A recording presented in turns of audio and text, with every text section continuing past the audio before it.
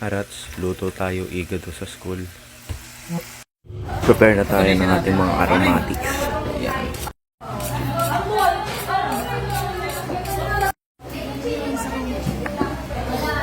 After natin magayat, sunod natin iprito yung atay. Yung marinated pork, mamaya na yan. Sabay na natin sa pag-isa.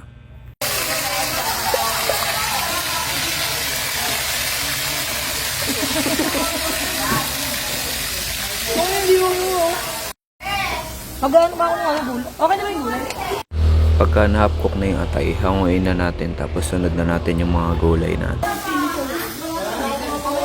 Yung bell pepper mo.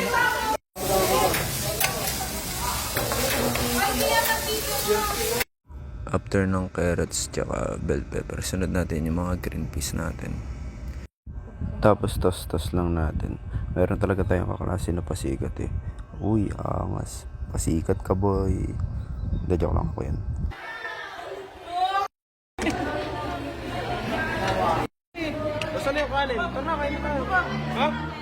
Pagtapos natin hapok yung gulay, mag-isa na tayo ng bawang tsaka sibuyas.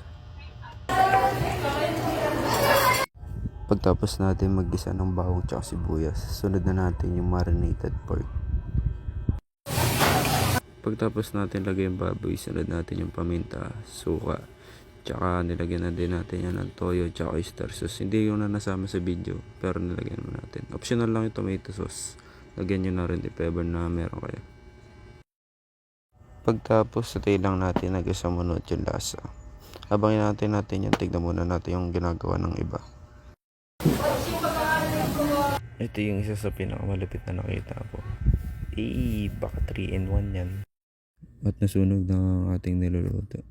Sunod na natin yung atay. Don't worry sa sunog kasi maayos pa rin naman natin yan.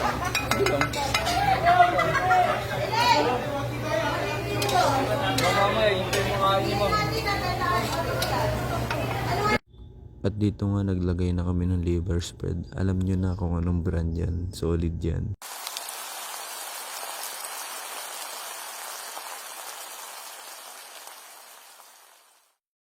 At para sa final touch natin, lagay na natin yung mga kinisa nating gulay. Mekos-mekos na lang muna natin yan. Tapos hanap na ulit na tayo pang plating. Pingin ulam. Wala pa, di pa Pingin ulam. At kumuha na nga kami dito na tropang baring para sa ating pang plating. Taong saging, alam nyo na yan. Tapos na nga tayong magluto. Tara, plating na tayo.